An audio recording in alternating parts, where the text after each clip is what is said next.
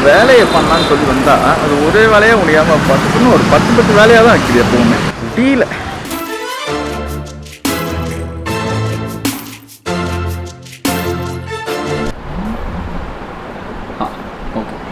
So hello viewers, நீங்கள் பார்த்துருக்குது Beingbogan channel. Video பிடிச்சிருந்துச்சுன்னா மறக்காம கீழே இருக்க தம்ஸ் அப், சப்ஸ்கிரைப், பெல் ஐகான்ஸ் இதெல்லாம் ப்ரெஸ் பண்ணிடுங்க. ஸ்பீடோமீட்டரில் வந்து பார்த்தீங்கன்னா கொஞ்சம் பிரச்சனை இருக்குது அப்படின்னு சொல்லி ஒரு 2-3 எலக்ட்ரிஷியன்ஸில் மாறி கொடுத்தேன். யாருமே வந்து சரியாக வந்து எனக்கு சாட்டிஸ்ஃபேக்டரியாக பண்ணியே தரல. எனக்கு அது பக்கவாக வந்து சரியாக ஆகலை. சரி வேறு வழி இல்லைன்னு சொல்லி நானும் ஆத்தரைஸ் சென்டரில் கொண்டு போய் விட்டேன். நான் பஜாஜ் ஆத்தரைஸ் சென்டரில் கொடுத்த ஃபால்ட்டை வந்து செட் பண்ணிட்டாங்க. வேற ஒரு ஸ்ப்ராக்கெட் போட்டாங்க. ஆக்சுவலாக அது வந்து எனக்கு அப்போ தெரியல. பட் ஓட்ட தெரிஞ்சு வண்டி வந்து என்ன கண்டிஷனில் கொடுக்குறோம் அப்படிங்கிறத வந்து நம்ம சைன் பண்ணி கொடுத்துருவோம்ல. அதனால் என்னால் இதுக்கு மேலே வந்துட்டு எதுவும் பேச முடியாதுன்னு சொல்லி நானும் வந்து கிளம்பி வந்துட்டேன். அதனால் வந்து அந்த செயின் ரொம்ப தொல்லை பண்ணி இன்னைக்கு வந்து பார்த்தீங்கன்னா ஒரு வழியாக வந்து இந்த செயின் ஸ்ப்ராக்கெட் அதெல்லாம் மாற்றுறதுக்கு வந்து கொஞ்சம் அமௌண்ட்லாம் தேத்தி இன்னைக்கு வந்து பார்த்தீங்கன்னா நம்ம வண்டியை வந்து சர்வீஸ் பண்ண போகிறோம்.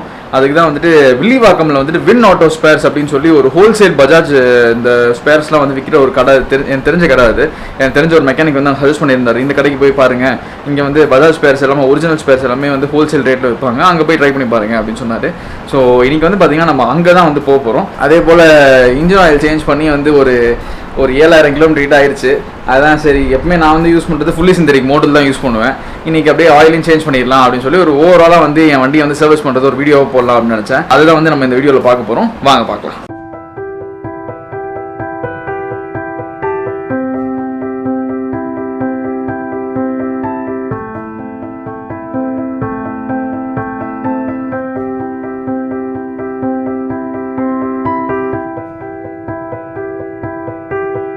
செயின் ஸ்ப்ராக்கெட்டோட ரேட் என்ன அப்படின்னு சொல்லி கேட்டு வச்சுருந்தேன். 1740. ஆமாம், 2% டிஸ்கவுண்ட்லாம் போக 1710 ரூபா என்னமோ வரும்னு சொல்லியிருக்காங்க. 150யா? ஒரு நிமிஷம் லைன்ல. முன்னாடி எல்லாமே அக்செப்ட் பண்ணிட்டுருந்தாங்க, கார்டு, பேடிஎம் எல்லாம் அக்செப்ட் பண்ணிருந்தாங்க. இப்போ வெறும் கேஷ் தானா. நம்ம வந்து NS160 160 வீடியோலேயே வந்து சொல்லியிருந்தேன், இந்த மாதிரி வந்து நீங்கள் சர்வீஸ் பண்ணுறதா இருந்தால் வந்துட்டு ஆயில் சர்வீஸ் சென்டரில் கொடுக்காதீங்க, வெளியவே உங்களுக்கு தெரிஞ்ச மெக்கானிக்கில் கொடுத்து பண்ணுங்க அப்படின்னு சொல்லி. நான் வந்துட்டு கிளச் வாங்குறதா இருக்கட்டும், எந்த ஸ்பேர்ஸ் இருந்தாலுமே அது வந்து இங்கே தான் வந்து வாங்குவேன். ஏற்கனவே வந்து ஒரு வாட்டி நான் வெளியே வந்து கொடுத்து வாங்கிடுவேன். அப்படியே பஜாஜ் ஜெனுன் ஆட்டோ ஸ்பேர்ஸ் அப்படியே வந்து பஜாஜ் பேர் தான் போட்டு வரும். ஆனால் அது எதுவுமே பஜாஜ் ஒரிஜினலே கிடையாது. எனக்கு தெரிஞ்ச ஒரு மெக்கானிக் வந்து இங்கே சஜஸ்ட் பண்ணியிருந்தாரு, இங்கே வந்து வாங்குங்க, இங்கே வந்து கொஞ்சம் எல்லாமே வந்து ஒரிஜினலாக இருக்கும், ஒரிஜினலாக நீங்கள் வந்து ஸ்பேர்ஸ் வாங்கினா இங்கே வந்து வாங்குங்க அப்படின்ற மாதிரி சொல்லியிருந்தாங்க. மாஸ்க் கூட பார்க்குறது ரொம்ப கன்றாவியாக இருக்குன்னு நினைக்கிறேன். இப்போ அதோட ரொம்ப கன்றாவியாக இருக்கும்.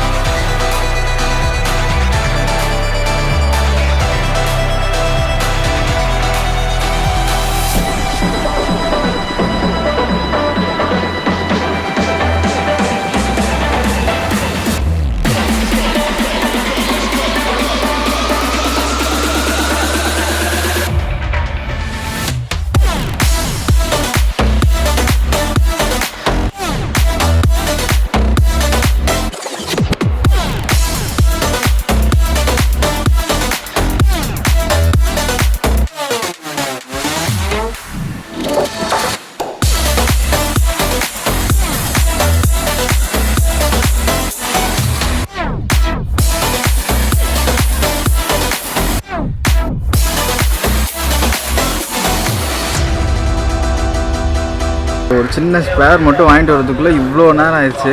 1 மணி நேரம் ஆயிடுச்சு. எங்கேயுமே அந்த ஸ்பேர் கிடைக்கவே இல்லை. அந்த ஸ்பேர் வந்து எனக்கு கிடைக்கிறதுக்குள்ளே வந்து பார்த்திங்கன்னா ஆக்சுவலாக ஆயிலெலாம் ட்ரெயின் பண்ணிட்டாங்க.